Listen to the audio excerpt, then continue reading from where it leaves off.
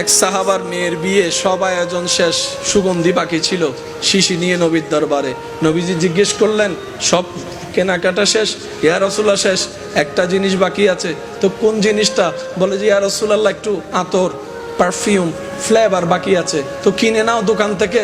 সাহাবা বলে, ইয়া রাসূলুল্লাহ যেটা নিতে আসছি সেটা তুলনাওয়ালা কোনো পারফিউম তো পৃথিবীর বুকে নাই, পৃথিবীর বুকে নাই, পৃথিবীর বুকে নাই। ইয়া রাসূলুল্লাহ আমি ওই পারফিউমটা চাই না, ওই পারফিউমটা চাই যেটা মানুষে বানিয়েছে, হাত লেগেছে, আমি সেটা চাই না। আমি পারফিউম ওইটাই চাই যেটার মধ্যে আমার রব্বুল আলামিনের রহমত জড়িত আছে, আমার রবের হুকুম জড়িত আছে, ওই পারফিউমটা আমাকে দেন। তখন নবী রহমতুল্লিল আলামিন মুস্কি হেসে নিজের ঘাম মুবারক দিয়েছেন, ওনারা সেটা আতর হিসেবে ব্যবহার করেছে। জগৎ জানে যখন মা আমেনার রেহেমে পাকের মধ্যে আল্লাহর হাবিব নবী রহমতুল্লিল আলামিন, শাফিউল মুজনবিন, রাহাতাল আশিকিন, ইমামুল আম্বিয়া, মেরাজের দুলা নবী, আল্লাহর হাবিব নবী, মুসার ইমাম নবী, ঈসার ইমাম নবী, দাউদের ইমাম নবী, ইউসুফের ইমাম নবী, আল্লাহর হাবিব নবী, জান্নাতের মালিক নবী, হাসরের সুপারিশকারী নবী, ওই নবী যখন মা আমেনার রেহেমে পাকে এসেছেন, জগৎ জানে মা আমেনা যেদিকে হাঁটতে শুরু করত সেই দিকে রোদের জন্য আলোটা যেন না পড়ে, কষ্টের কারণ না হয়, মেঘটা ছাতার মতো ছায়া দিয়ে থাকতো। সুবহানাল্লাহ। শুধু তাই নয়, মা আমেনা যখন কূপ থেকে পানি তুলতে যেতেন, কষ্ট করে আর রশি দিয়ে পানি তোলা লাগতো না। মা আমেনার নিকটবর্তী হওয়ার সাথে সাথে আল্লাহর হুকুমে নিচের পানি উপরের দিকে উঠে যেত, উপরের দিকে উঠে যেত, উপরের দিকে উঠে যেত। শুধু তাই নয়, মা আমেনার রেহেমে পাকে আমাদের নবী আসার সাথে সাথেই মা আমেনার শরীর থেকে এমন সুঘ্রাণ বের হওয়া শুরু করত, এমন সুঘ্রাণ বের হওয়া শুরু করত যে আরবের মক্কার মহিলারা জিজ্ঞেস করতো, আমেনা কোন পারফিউম তুমি ইউজ করো, কোন ব্র্যান্ডের পারফিউম ইউজ করো? আমেনা বলে, আমি তো কিছু ইউজ করি না, কিন্তু যখন থেকে আমার লাল, আমার সোনা, আমার মা, আমার সন্তান আমার পেটে এসেছে, ওই দিন থেকে সব আজব আজব হওয়া শুরু করছে। কেমন আজব? মেঘে ছায়া দিচ্ছে, পানি উঠে যাচ্ছে, কষ্ট কমে যাচ্ছে, শরীর থেকে ঘ্রাণ বের হওয়া হচ্ছে। আল্লাহ পাক বলে, আমেনা আমার হাবিবকে পৃথিবীর ধারার নিয়মে আমি চাইলে ডাইরেক্ট পাঠাইতে পারতাম, কিন্তু অনেকেই আমার নবীর মুআজিজা দেখে নিজে নবীকে আল্লাহ বলে ফেলতে পারে, সেজন্য আমি সিস্টেমকে রেখেছি। নবীর বাবার ব্যবস্থাও করেছি, মায়ের ব্যবস্থাও করেছি। ও আমেনা, তোমাকে আমি আমানত দিলাম, আমার হাবিবের আমানতদারি করো, তোমার ব্যবস্থা আমি করছি যা দরকার। সুবহানাল্লাহ। বলেন আওয়াজ দিয়ে, তিনি কাদের নবী? তিনি কাদের নবী? যে নবী জমিন থেকে হাত বাড়ালে হাত চলে যেত জান্নাতের বাগান, যে নবীর চোখের সামনে জান্নাত থাকতো, যে নবীর ঘরের খাদেম হিসেবে আল্লাহর হুকুমে জিব্রাইলের মতো ফেরেশতা উপস্থিত হতো। কি শানওয়ালা নবী পেয়েছি আমরা। তো একটা জিনিস কি জানেন, ফ্রি পাইলে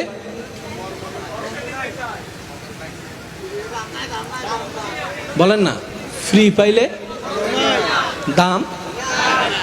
নিজে কষ্ট করে যদি নোকিয়া ফোনও কিনে, বাটন ফোন, বহুত দাম। আর কেউ যদি আইফোনও গিফট করে 17 Pro Max, সেজন্য ঘাম ঝরাইয়ে অর্জন করা জিনিস ঠিকই বেশি। আমি আপনাদেরকে মনে হয় অনেক কষ্ট দিয়ে ফেলেছি। যারা জীবন সুন্দর করতে চান, এখানে যারা শান্তি পেতে চান, তারা একটু মনোযোগ দিয়ে শুনবেন। আমাদের 1 নাম্বার দরকার, চোখ বন্ধ করে সর্ববিষয়ে রবের উপর বিশ্বাস, তাওয়াক্কুল শক্ত রাখা। 2 নম্বর, বুঝি না বুঝি, পক্ষে বিপক্ষে, পছন্দ অপছন্দ যেমনই হোক আলহামদুলিল্লাহ বলে শুকরিয়া করা। 3 নম্বর, মনোযোগ আছে আপনাদের? 3 নম্বর, সর্ববিষয়ে মেজাজ যেখানে গরম হয়, মন যেখানে ক্ষুণ্ণ হয়, এই সমস্ত বিষয়ে, টেনশনের বিষয়ে সর্বোচ্চ ধৈর্য ধরে রবের হুকুমের অপেক্ষা করা। 4 নম্বর, যখনই সুযোগ পাই রবের কাছে ইস্তেগফার করা, হাঁটতে বসতে শুইতে সবসময় মাপ চাওয়া, আল্লাহ মাফ করো, আল্লাহ মাফ করো, আল্লাহ মাফ করো, আল্লাহ মাফ করো। ৫ম নম্বর, প্রাণ মন উজাড় করে আল্লাহর হাবিবের উপর দরুদ পড়া। এই 5টা কাজের সাথে যদি আমরা এখান থেকে বন্ধুত্ব করতে পারি, আপনার জীবন চলার পথে যদি বিশাল পাহাড় ও আপনার রাস্তার বন্ধকতা তৈরি করে, আপনি চিন্তা করার আগেই, কল্পনা করার আগেই আপনার রব সেই পাহাড়ের ভিতর থেকে আপনার জন্য রাস্তা তৈরি করে দিবেন। সুবহান। আমরা পাই না কেন? ব্যর্থতা আমাদের। পিছনের ভাইদের আওয়াজ শুনি নাই। আমরা পাই না কেন? চাইতে জানি না বলে। আমরা পাই না কেন? ধরে রাখতে জানি না বলে। আমরা পাই না কেন? আমাদের ভিতরটা আলো হয় নাই বলে। আমরা পাই না কেন? আমাদের চরিত্রের সৌন্দর্যটা ফুটাই তুলতে পারি নাই বলে। না হয় নবী রাহমাতুল লিল আলামিনের উম্মত এই সৃষ্টিতে, আসমানের নিচে জমিনের উপরে, সেই জাতি যেই জাতির সম্পর্কে স্বয়ং রব্বুল আলামিন কুনতুম খায়রা উম্মত বলে অ্যালাউন্স করে দিয়েছেন, এই জাতি, সেই জাতি, এই দল, সেই দল, যেই দল হাজার অপরাধ করার পরও রব্বুল আলামিনের দরবারে তওবা করার সুযোগ পায়। সুবহান আল্লাহু আকবার।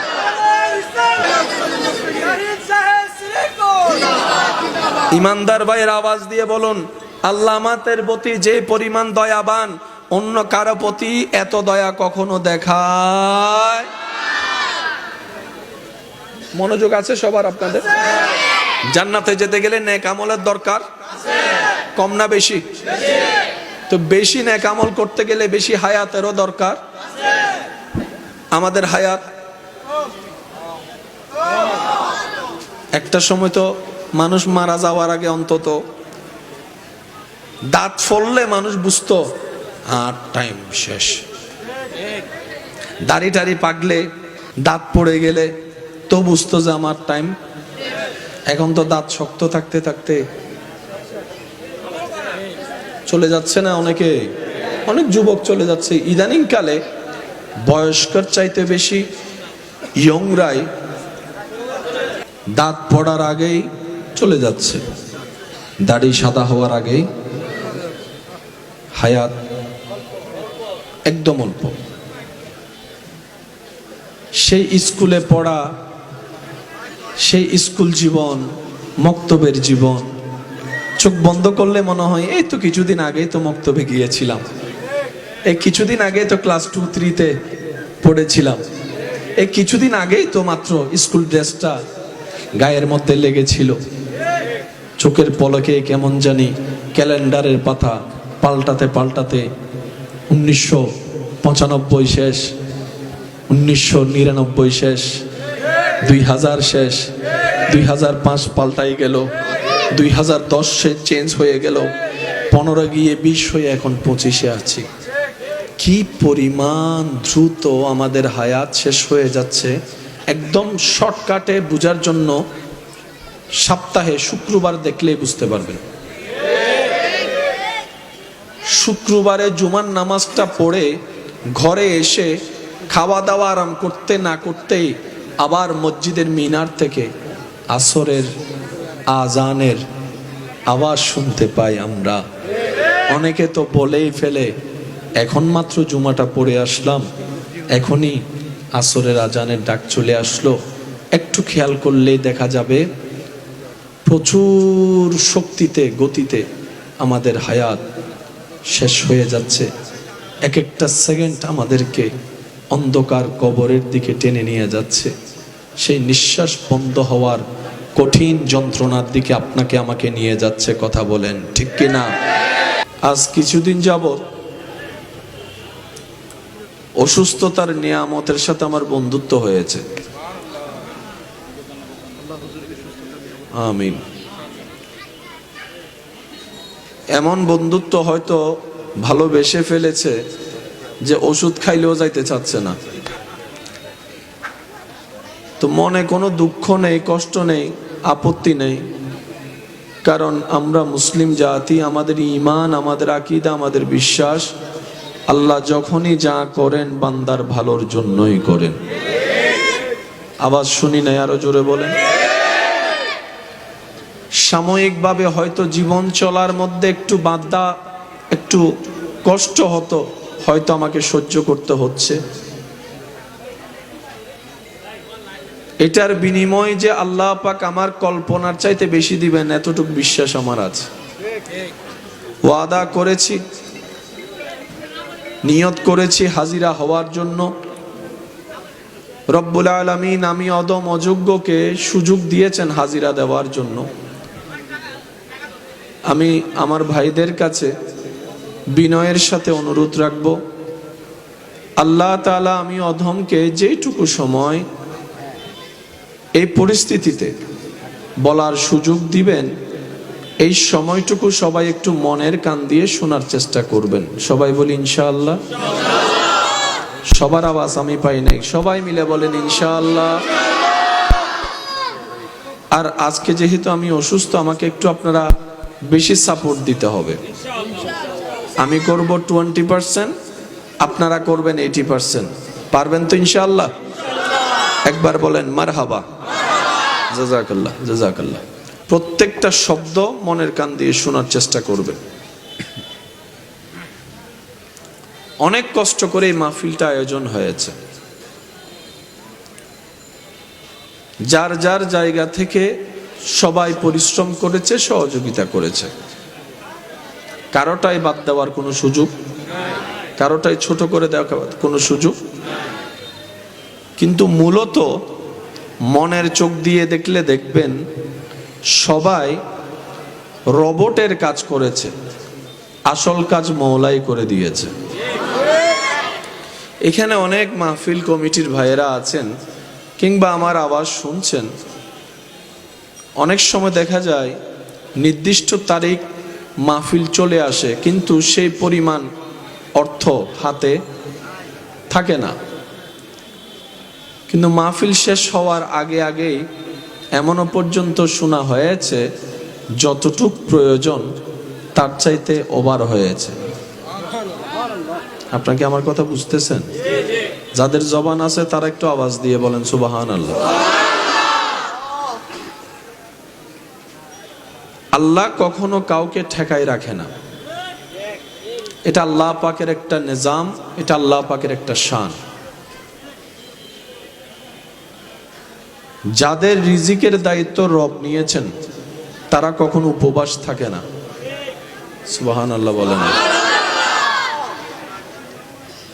যাদের রিজিকের দায়িত্ব, জিম্মাদারি স্বয়ং রব্বুল আলামিন নিজের কুদরতি ব্যবস্থাপনায় রেখেছেন,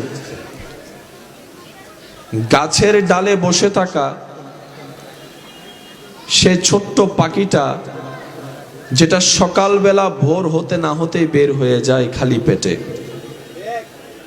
সন্ধ্যা হওয়ার সময় যখন ঘরে ব্যাক করে তখন সে পাখির পেটটা কিন্তু খালি থাকে না, ভরপুর হয়ে থাকে। সুবহানাল্লাহ। আমি আশা রাখবো সবাই একটু দিলের কান দিয়ে শোনার চেষ্টা করবেন, কারণ চর্ম কান বদ অভ্যাস একটা আছে, এক কান দিয়ে শুনলে আর এক কান দিয়ে বের হয়ে যায়। কিন্তু মনের কান দিয়ে শোনা কথা মরণ পর্যন্ত মনে রাখা সম্ভব হয়। ভাই একটু কথা বলেন, ঠিক কিনা? আমি সবার থেকে উত্তর চাইবো, জবান খুলে সবাই উত্তর দিবেন। আমাদের রিজিকের মালিক কে? আমাদেরকে নিয়ামত, বরকত, রহমত, রিজিক দেওয়ার মালিক কে? আমাদের দুঃখ মুসিবত দূর করে দেওয়ার ক্ষমতা কার কাছে আছে?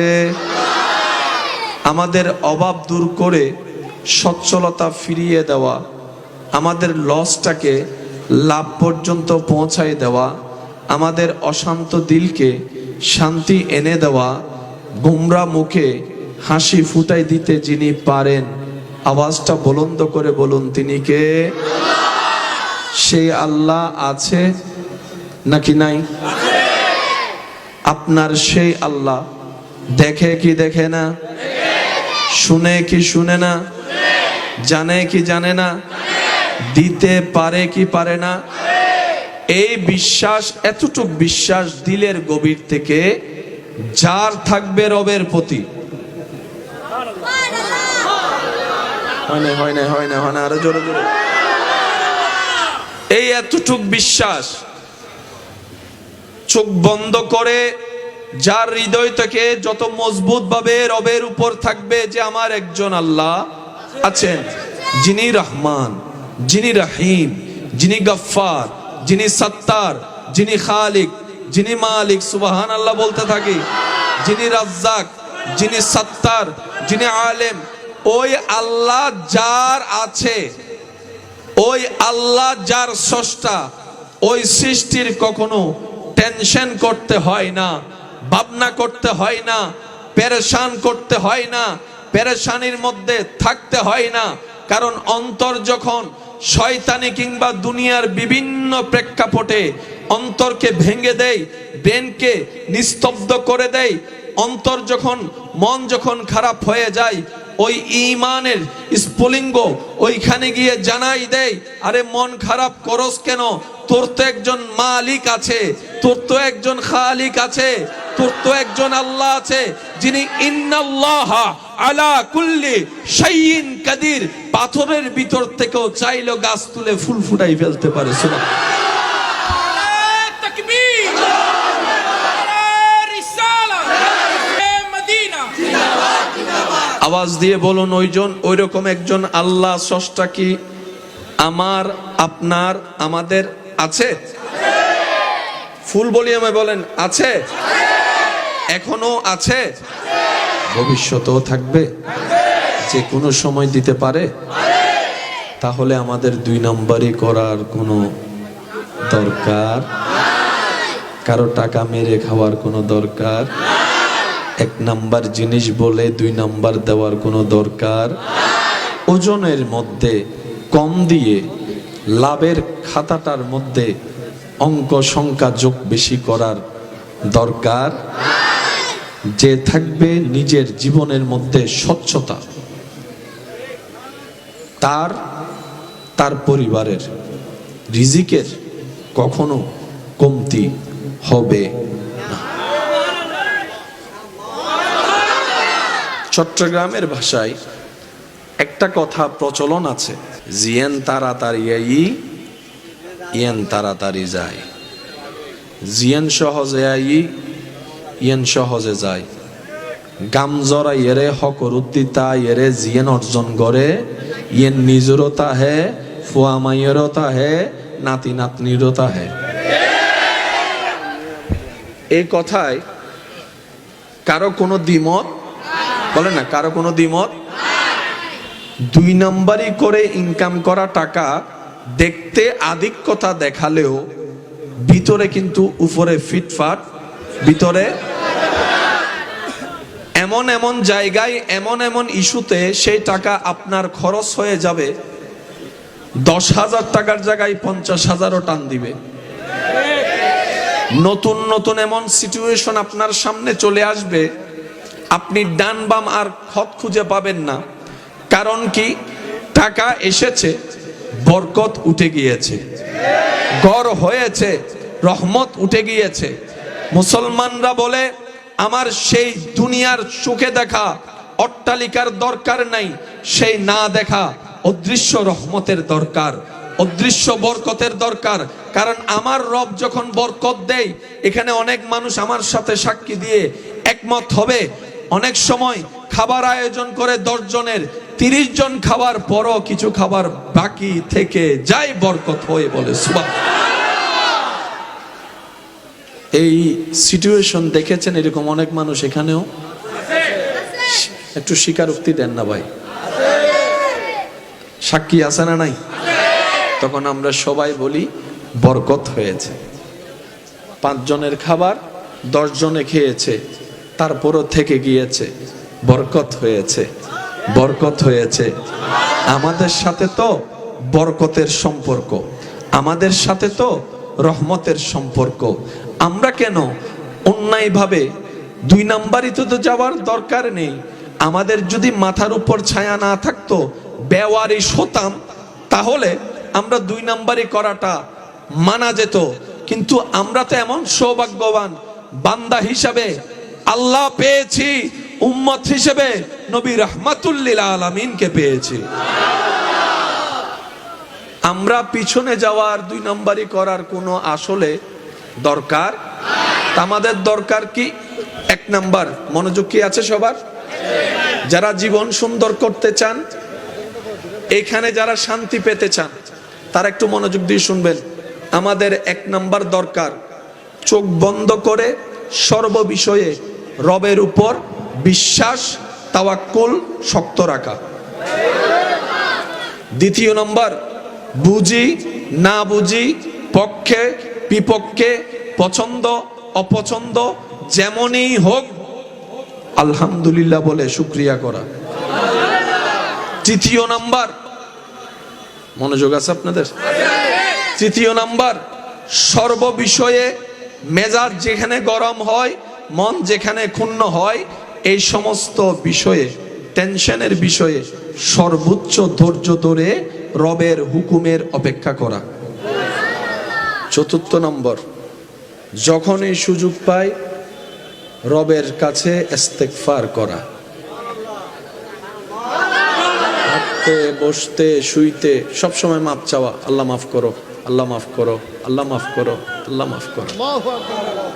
5 নম্বর, প্রাণ মন উজাড় করে আল্লাহর হাবিবের উপর দরুদ পড়া।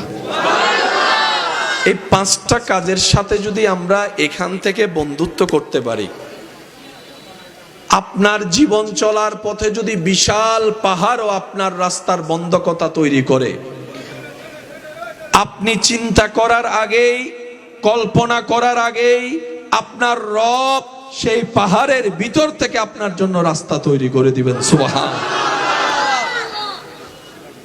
আমরা পাই না কেন? ব্যর্থতা আমাদের। পিছনের ভাইদের আওয়াজ শুনি নাই। আমরা পাই না কেন? চাইতে জানি না বলে। আমরা পাই না কেন? ধরে রাখতে জানি না বলে। আমরা পাই না কেন? আমাদের ভিতরটা আলো হয় নাই বলে। আমরা পাই না কেন? আমাদের চরিত্রের সৌন্দর্যটা ফুটাই তুলতে পারি নাই বলে। না হয় নবী রাহমাতুল লিল আলামিনের উম্মত এই সৃষ্টিতে, আসমানের নিচে জমিনের উপরে, সেই জাতি যেই জাতির সম্পর্কে স্বয়ং রব্বুল আলামিন কুনতুম খায়রা উম্মত বলে অ্যালাউন্স করে দিয়েছেন, এই জাতি, সেই জাতি, এই দল, সেই দল, যেই দল হাজার অপরাধ করার পরও রব্বুল আলামিনের দরবারে তওবা করার সুযোগ পায়। সুবহান আল্লাহু আকবার।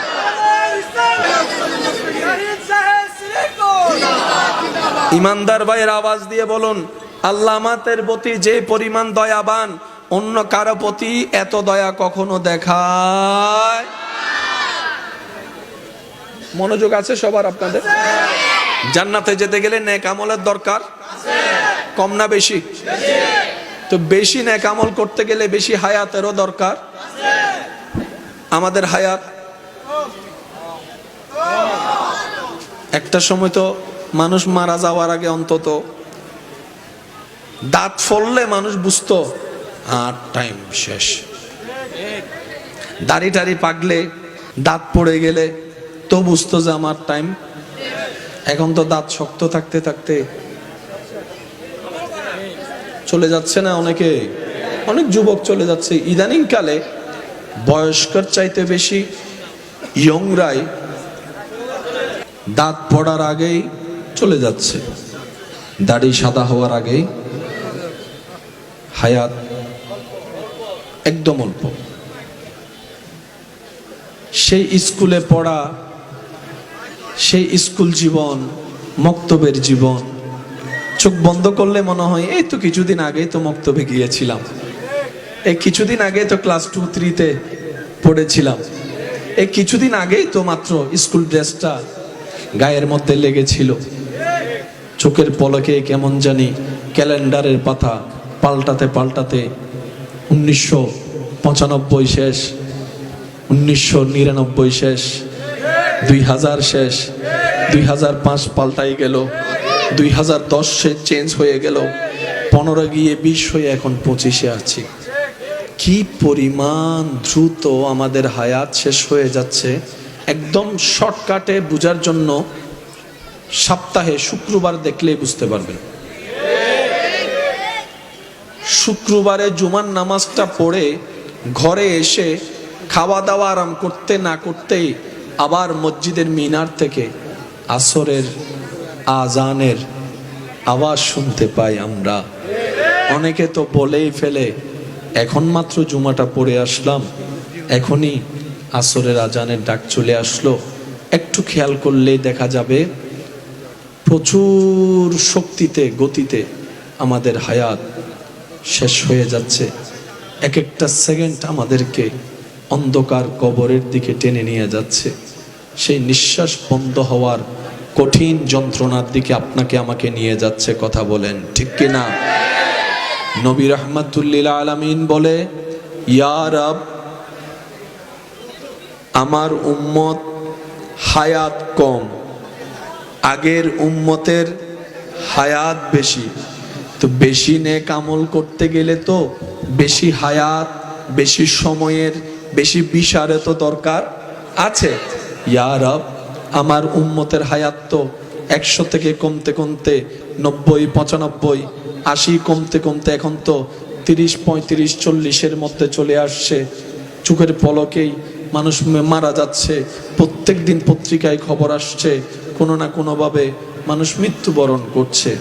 আল্লাহ গো, এই অল্প হায়াতে আমি নবীর উম্মত, তোমার আগের নবীর উম্মত 700, 800, 900 বছর হায়াত পানেওয়ালা উম্মতের প্রতিদ্বন্দ্বিতায় তো টিকতে পারবে না, সওয়াবে তো টিকতে পারবে না, তাদের আমলে তো টিকতে পারবে না। আল্লাহ, আমার উম্মত যদি তাদের সামনে ছোট হয়, আমি নবী বড় কষ্ট পাবো, আমি নবী বড় কষ্ট পাবো, আমি নবী বড় কষ্ট পাবো। কারণ আমি হচ্ছি উম্মত ওয়ালা নবী। নিজের পরিবারের জন্য এত চোখের পানি ফেলি নেই, এই উম্মতের জন্য যত চোখের পানি ফেলা হয়েছে। সুবহানাল্লাহ। আল্লাহ গো, আমার উম্মতকে তুমি বেইজ্জত করিও না, আমার উম্মতকে তুমি লাঞ্ছিত করিও না। আমার উম্মতের হায়াত কম, সওয়াবও কম, গুনাহও বেশি। আল্লাহ, তুমি একটু দয়া করো, কিছু না কিছু ব্যবস্থা করো। রব্বুল আলামিন বলে, মনোযোগ আছে ভাইয়েরা আপনাদের? নবী বলছেন, আল্লাহ, আমার উম্মতের হায়াত কম, গুনাহ, তুমি কোনো একটা ব্যবস্থা করো যেন আমার উম্মত অন্যদের মোকাবেলায় লজ্জিত হতে। রব বলে, হাবিব, আপনি তো मूसा নন। प्यार से कहो यार सुबहान अल्लाह।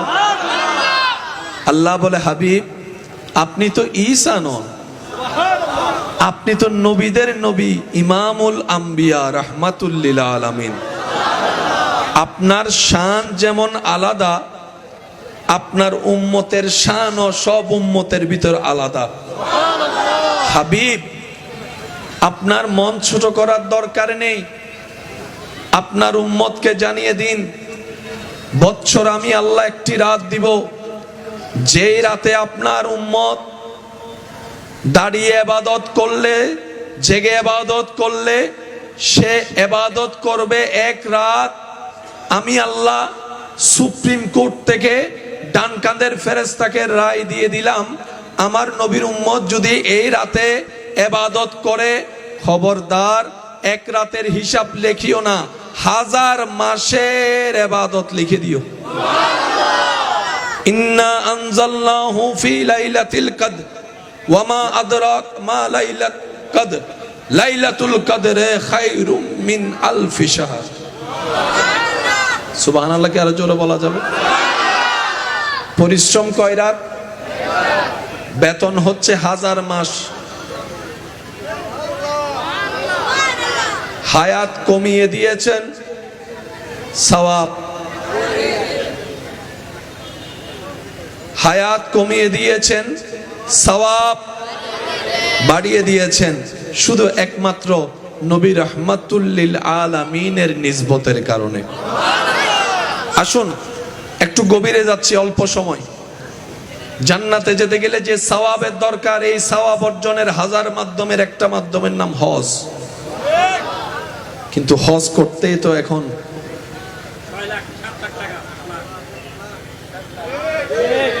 টোটাল সবকিছু মিলে তো প্রায় 6-7 লাখ। ইচ্ছা আছে অনেকের, কিন্তু যাওয়ার সামর্থ্য তো না গেলে তো সওয়াব থেকে বঞ্চিত। আবার গিয়ে যে 7 লাখ টাকা খরচ করলে যে সওয়াব পাবো এমনও কোনো গ্যারান্টি। কারণ আমরা ভালো করি একটা, ভুল করি।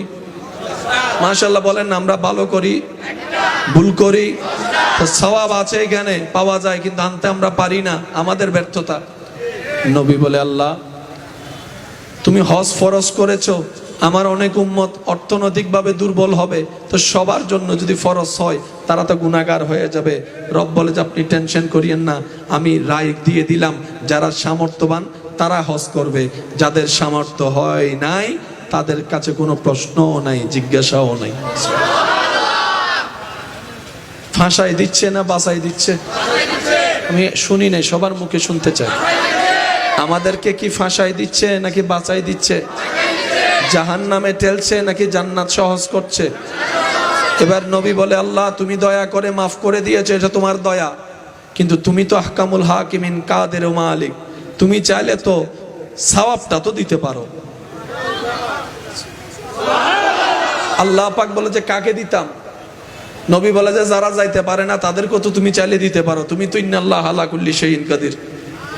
আল্লাহ পাক বলে যে জান হাবিব, আমি আপনাকে নিরাশ করব না, আপনার উম্মতদেরকে জানিয়ে দিবেন হাজার ব্যস্ততার ভিতরে সময় সুযোগ করে অন্তরের শ্রদ্ধা ভালোবাসা নিয়ে আপন আপন মা বাবার চেহারার দিকে অন্তরের ভালোবাসা নিয়ে যে এক পলক তাকাবে, তাকানোর সাথে সাথেই আমি আল্লাহ সওয়াবের ব্যবস্থা করে দিব। কঠিন না সহজ? আরো জোরে। এবার বলেন নামাজ কয় ওয়াক্ত? নামাজ কয় ওয়াক্ত? 24 ঘন্টার ভিতরে জান্নাতে যাওয়ার ইবাদতের একটা মাধ্যম হচ্ছে নামাজ। নামাজ 5 ওয়াক্ত পড়তে হয়তো 1.5 ঘন্টা লাগবে, বাকি ঘন্টাগুলো কিভাবে সওয়াব কামাবো? নবী বলে, আল্লাহ কিছু তো একটা ব্যবস্থা করেন, কিছু তো একটা রাস্তা করেন। আল্লাহ পাক বলে, হাবিব আপনি টেনশন করেন না, তাদেরকে 5 ওয়াক্ত নামাজ 24 ঘন্টার ভিতরে 2 ঘন্টা এই 5 ওয়াক্ত নামাজ পড়ুক, বাকি থাকে কত? 22 ঘন্টা। এই 22 ঘন্টার ভিতরে 6 ঘন্টা চলে যায় ঘুমের মধ্যে, 7 ঘন্টা চলে যায় ঘুমের মধ্যে, 8 ঘন্টা চলে যায় ঘুমের মধ্যে। আল্লাহ পাক বলে, আপনার উম্মতকে বলবেন ঘুমানোর আগে যেন ওযুটা করে ঘুমায়, প্রত্যেকটা সেকেন্ডটাই সওয়াবের ব্যবস্থা আমি আল্লাহ করি। কঠিন না সহজ? জোরে বলেন, কঠিন না সহজ? কঠিন না সহজ? নবী রাহমাতুল লিল আলামিনের উম্মত হওয়ার কারণে আল্লাহ আমাদের রাস্তা সহজ করে দিচ্ছেন। এবার আপনি ঘুম থেকে উঠলেন, ঘুম থেকে উঠার পরে 2 ঘন্টা তো নামাজে চলে গেল, 6-7 ঘন্টা তো ঘুমের মধ্যে চলে গেল, বাকি ঘন্টাগুলো সওয়াব কিভাবে কামাবেন? রব বলে যে আপনার উম্মতকে জানিয়ে দিন ব্যবসাটা যেন আপনার সুন্নত মোতাবেক করে। সুবহানাল্লাহ বলতে থাকেন, সুবহানাল্লাহ। আপনার উম্মতকে বলবেন তারা যেন খাওয়াটা আপনার সুন্নত মোতাবেক খায়, খাওয়ার শেষটা সুন্নত মোতাবেক করে, পানিটা যেন সুন্নত মোতাবেক খায়, তৃষ্ণা লাগলে পানিটা খাবে, পানির শুরুটা যেন সুন্নত হয়, শেষে যেন সুন্নত হয়, ঘরে ঢুকাটা যেন সুন্নতের মতো হয়, ঘরে বসাটা যেন সুন্নতের মতো হয়, স্ত্রীর সামনে যাবে সুন্নত সামনে রাখবে, ভাইয়ের সামনে যাবে সুন্নত সামনে রাখবে, একজন আরেকজনকে দেখবে সালাম আদায় করবে, আরেকজনে উত্তর দিবে, আবার মুসাফা করবে। আপনার উম্মতকে জানিয়ে দিবেন ব্যবসাটা যেন সুন্নত মোতাবেক করে, চাকরিটা যেন সুন্নত মোতাবেক করে, রাস্তায় হাঁটা যেন সুন্নত মোতাবেক হয়, বসা যেন সুন্নত মোতাবেক হয়, সর্ব কাজ যেন সুন্নত মোতাবেক করে।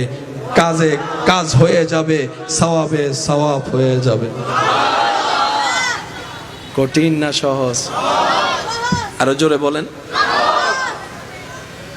আল্লাহ আমাদেরকে নবীর উসিলায় বড় বড় চ্যালেঞ্জ থেকে বাঁচাই দিচ্ছে।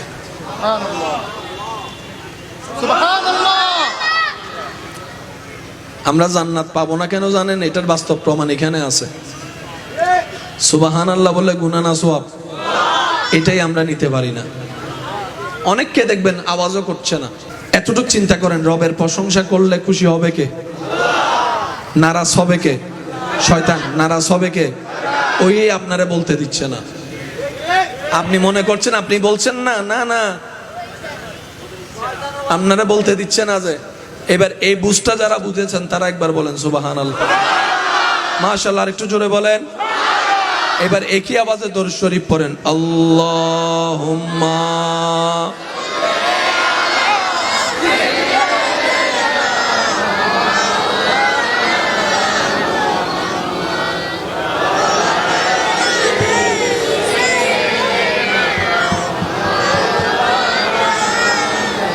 মাশাআল্লাহ, একবার বলেন মারহাবা। কঠিন হচ্ছে না সহজ হচ্ছে? এবার আসেন, দান করলে সওয়াব আছে না নাই? দানের চাইতে বেশি সওয়াব হচ্ছে কর্জ দেওয়া।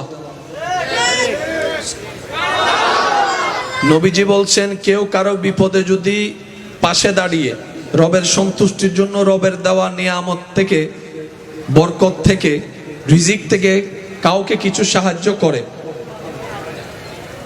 ওই সাহায্যের করা ঋণ দেওয়া টাকা যতদিন ফেরত না আসবে, আল্লাহ যে দিবে তার আমলনামায় প্রত্যেক দিন ওই পরিমাণ টাকা দান করার সওয়াব লিখে দিবেন। আজকে সুদ বেড়ে গিয়েছে কেন জানেন? কর্জে হাসানা উঠে যাওয়ার কারণে। নবী রাহমাতুল লিল আলামিন বলে, যে বিপদে মুসিবতে কারো থেকে সাহায্য নেয়, ঋণ নেয়, দিয়ে দেওয়ার নিয়তে, প্রথমে নিয়ত থাকবে কি, আমি যেমনি হোক আমার ভাইয়ের টাকা দিয়ে দিবই। যার অন্তরে এই নিয়ত থাকবে, নবী বলে আল্লাহ সেই ব্যক্তিকে সেই ঋণের টাকা দিয়ে দেওয়ার ব্যবস্থা করে নিজেই করে দিবেন। আমাদের নিয়তেই তো ঠিক নেই।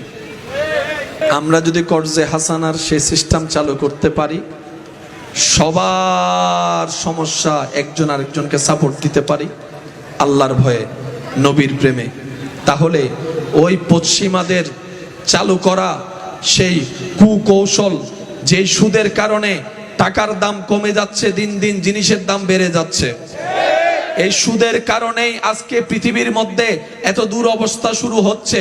বিভিন্ন জায়গায় দেখেন ব্যবসায়ীদের ব্যবসার মধ্যে কোনো হদিশ খুঁজে পাওয়া যাচ্ছে না। চাকরি যারা করে চাকরির কোনো গ্যারান্টি খুঁজে পাওয়া যাচ্ছে না। বড় বড় ফ্যাক্টরি বন্ধ হয়ে যাচ্ছে, বড় বড় মিল বন্ধ হয়ে যাচ্ছে। চারিদিকে কেমন জানি একটা দুর্ভিক্ষ ভাব। এটার হাজারটা অন্যতম কারণের একটা কারণ হচ্ছে এই সুদের ব্যবস্থা। কথা বলেন ঠিক কিনা?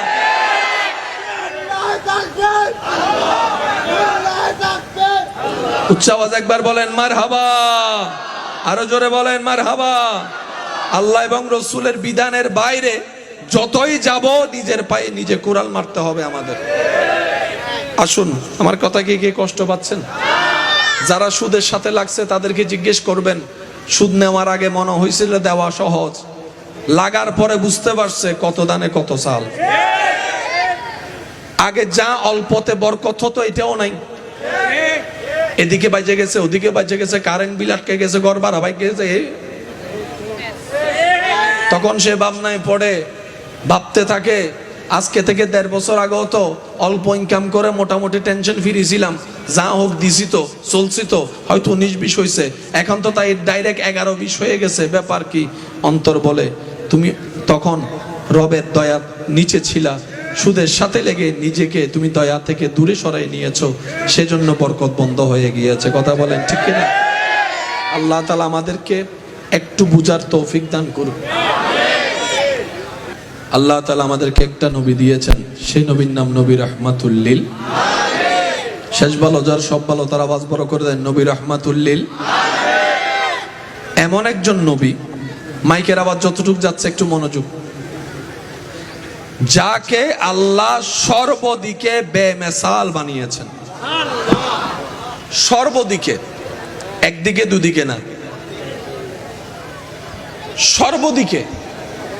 যেই নবীর তুলনা করার মতো, তুলনীয় পৃথিবীতে, বলেন না পৃথিবীতে। আমরাও মেয়ের বাবা, নবীও মেয়ের বাবা। স্যার সত্যি করে বলেন তো, নবীর মতো একজন দায়িত্ববান বাবা দেখান। জোরে বলেন, জোরে বলেন, জোরে বলেন, জোরে বলেন। আমরাও ইমামতি করি, নবীও ইমামতি করেছেন। যাই নামাজের উপযুক্ত নবীর মতো একজন ইমাম দেখান। শুনি নাই, শুনি নাই, আরো জোরে বলেন। লক্ষ কোটি ব্যবসায়ী, নবী একজন তাজের ব্যবসায়ী, নবীর মতো একজন ব্যবসায়ী দেখান।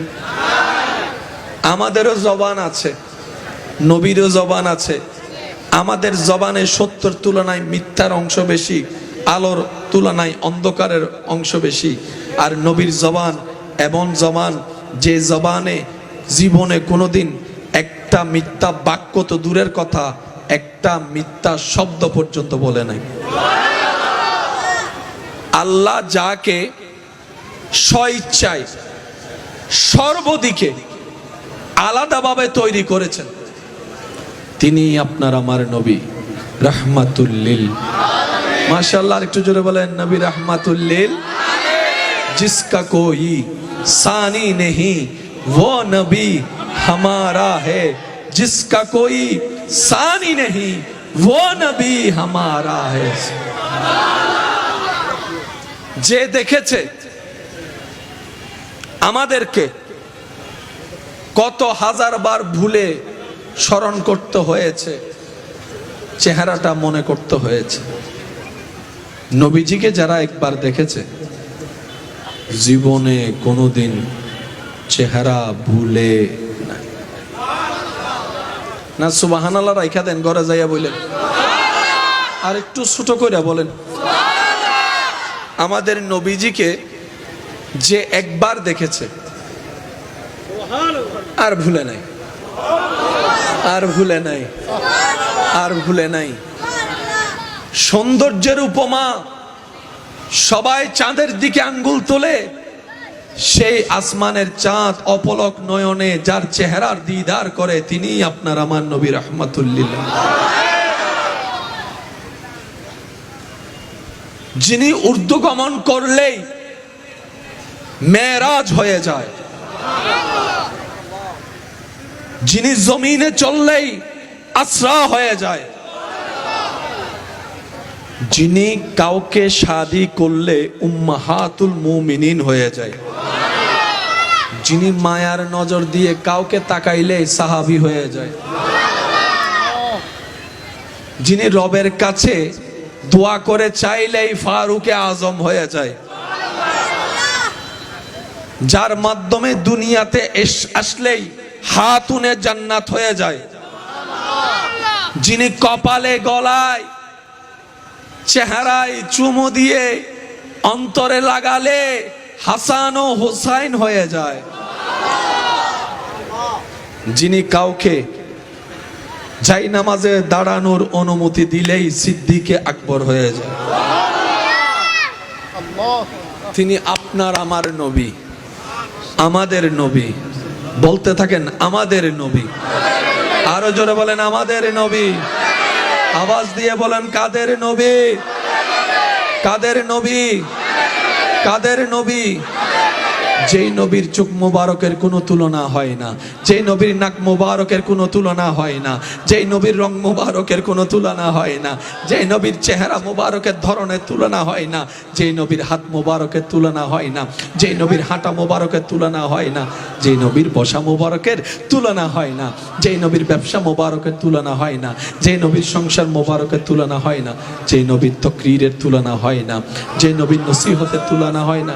আমি শুনতে পাচ্ছি না আশেকের আওয়াজ, সুবহানাল্লাহ জোরে বলেন। যে নবীর চুল মোবারকের তুলনা হয় না, যে নবীর ভ্রু মোবারকের তুলনা হয় না, যে নবীর কান মোবারকের তুলনা হয় না, যে নবীর চলা মোবারকের তুলনা হয় না, যে নবীর নামাজ মোবারকের তুলনা হয় না, যে নবীর রোজার মোবারকের তুলনা হয় না, যে নবীর মেরাজের তুলনা হয় না, যে নবীর কণ্ঠ মোবারকের তুলনা হয় না, যে নবীর চরিত্রেরও কোনো তুলনা হয় না, তিনি আপনার আমার নবী রাহমাতুল লিল আলামিন।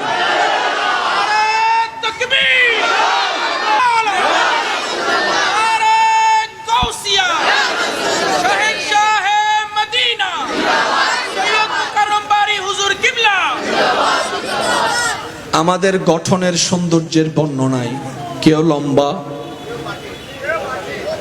কেউ আলাদা আলাদা। নবীজির ব্যাপারটা কেমন ছিলেন? প্যার সে কহো, প্যার সে কহো, প্যার সে। কারো লম্বা পছন্দ, কারো বাটি পছন্দ, কারো স্বাস্থ্য পছন্দ, কারো হ্যাংলা পছন্দ। যার অন্তরের পছন্দ যেমন, সে যখনই নবীর দিকে তাকাতো ঠিক সেই পছন্দটাই তার চোখে লাগতো। নবীকে আলাদাভাবে লম্বা বাটি বলে আলাদা করার কোনো বলে না, কোনো সুযোগ, কোনো সুযোগ। এত সৌন্দর্য রূপে আল্লাহ আপনার আমার হাবিবকে সৃষ্টি করেছেন। ইসলামের বড় শত্রু আবু জাহেলও কখনো নবীর চোখে চোখ রেখে কথা বলে নাই, নবীর চেহারার দিকে তাকাই কথা বলে নাই, অন্যদিকে তাকাই কথা বলতো। প্রশ্নকারী প্রশ্ন করে, ও আবু জাহেল, যার দুশমনি করো চেহারার দিকে তাকাও না কেন? আবু জাহেল উত্তর দেয়, আরে এটা তো শুধু সাধারণ চেহারা না, যে চেহারার দিকে তাকাইলে আমার সবকিছুই ভুলে যায় আমি। তা আমাদের নবী, তা আমাদের নবী। একটু বুকে হাত রেখে বলতে পারলা তো মজা লাগতো। ইবা হারান নবী, এবারে সিডেঙ্গে চলো। ইবা হারান নবী, ইবা হারার নবী, ইবা হারার নবী।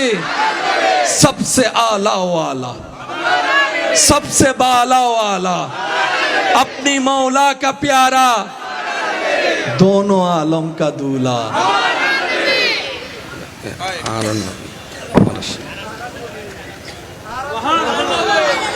এক সাহাবার মেয়ের বিয়ে, সব আয়োজন শেষ, সুগন্ধি বাকি ছিল, শিশি নিয়ে নবীর দরবারে। নবীজি জিজ্ঞেস করলেন, সব কেনাকাটা শেষ? ইয়া রাসূলুল্লাহ শেষ, একটা জিনিস বাকি আছে। তো কোন জিনিসটা? বলে যে ইয়া রাসূলুল্লাহ একটু আতর, পারফিউম, ফ্লেভার বাকি আছে, তো কিনে নাও দোকান থেকে। সাহাবা বলে, ইয়া রাসূলুল্লাহ যেটা নিতে আসছি সেটা তুলনাওয়ালা কোনো পারফিউম তো পৃথিবীর বুকে নাই, পৃথিবীর বুকে নাই, পৃথিবীর বুকে নাই। ইয়া রাসূলুল্লাহ আমি ওই পারফিউমটা চাই না, ওই পারফিউমটা চাই যেটা মানুষে বানিয়েছে, হাত লেগেছে, আমি সেটা চাই না। আমি পারফিউম ওইটাই চাই যেটার মধ্যে আমার রব্বুল আলামিনের রহমত জড়িত আছে, আমার রবের হুকুম জড়িত আছে। ওই পারফিউমটা আমাকে দেন। তখন নবী রহমতুল্লিল আলামিন মুস্কি হেসে নিজের ঘাম মুবারক দিয়েছেন। ওনারা সেটা আতর হিসেবে ব্যবহার করেছে। জগৎ জানে, যখন মা আমেনার রেহেমে পাকের মধ্যে আল্লাহর হাবিব নবী রহমতুল্লিল আলামিন, শাফিউল মুজনবিন, রাহাতাল আশিকিন, ইমামুল আম্বিয়া, মেরাজের দুলা নবী, আল্লাহর হাবিব নবী, মুসার ইমাম নবী, ঈসার ইমাম নবী, দাউদের ইমাম নবী, ইউসুফের ইমাম নবী, আল্লাহর হাবিব নবী, জান্নাতের মালিক নবী, হাসরের সুপারিশকারী নবী। ওই নবী যখন মা আমেনার রেহেমে পাকে এসেছেন, জগৎ জানে মা আমেনা যেদিকে হাঁটতে শুরু করত সেই দিকে রোদের জন্য আলোটা যেন না পড়ে, কষ্টের কারণ না হয়, মেঘটা ছাতার মতো ছায়া দিয়ে থাকতো। সুবহানাল্লাহ। শুধু তাই নয়, মা আমেনা যখন কূপ থেকে পানি তুলতে যেতেন, কষ্ট করে আর রশি দিয়ে পানি তোলা লাগতো না। মা আমেনার নিকটবর্তী হওয়ার সাথে সাথে আল্লাহর হুকুমে নিচের পানি উপরের দিকে উঠে যেত, উপরের দিকে উঠে যেত, উপরের দিকে উঠে যেত। শুধু তাই নয়, মা আমেনার রেহেমে পাকে আমাদের নবী আসার সাথে সাথেই মা আমেনার শরীর থেকে এমন সুঘ্রাণ বের হওয়া শুরু করত, এমন সুঘ্রাণ বের হওয়া শুরু করত যে আরবের মক্কার মহিলারা জিজ্ঞেস করতো, আমেনা কোন পারফিউম তুমি ইউজ করো, কোন ব্র্যান্ডের পারফিউম ইউজ করো?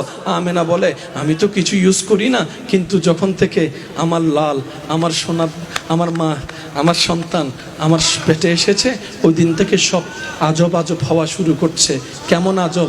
মেঘে ছায়া দিচ্ছে, পানি উঠে যাচ্ছে, কষ্ট কমে যাচ্ছে, শরীর থেকে ঘ্রাণ বের হওয়া হচ্ছে। আল্লাহ পাক বলে, আমেনা আমার হাবিবকে পৃথিবীর ধারার নিয়মে আমি চাইলে ডাইরেক্ট পাঠাইতে পারতাম, কিন্তু অনেকেই আমার নবীর মুজিজা দেখে নিজে নবীকে আল্লাহ বলে ফেলতে পারে, সেজন্য আমি সিস্টেমকে রেখেছি। নবীর বাবার ব্যবস্থাও করেছি, মায়ের ব্যবস্থাও করেছি। ও আমেনা, তোমাকে আমি আমানত দিলাম, আমার হাবিবের আমানতদারি করো, তোমার ব্যবস্থা আমি করছি যা দরকার। সুবহান। বলেন আওয়াজ দিয়ে, তিনি কাদের নবী? তিনি কাদের নবী? যে নবী জমিন থেকে হাত বাড়ালে হাত চলে যেত জান্নাতের বাগান।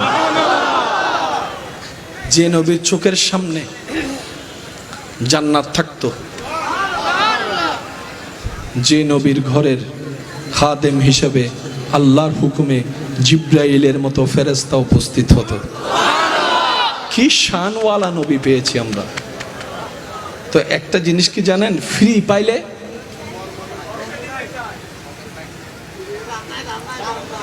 বলেন না, ফ্রি পাইলে দাম।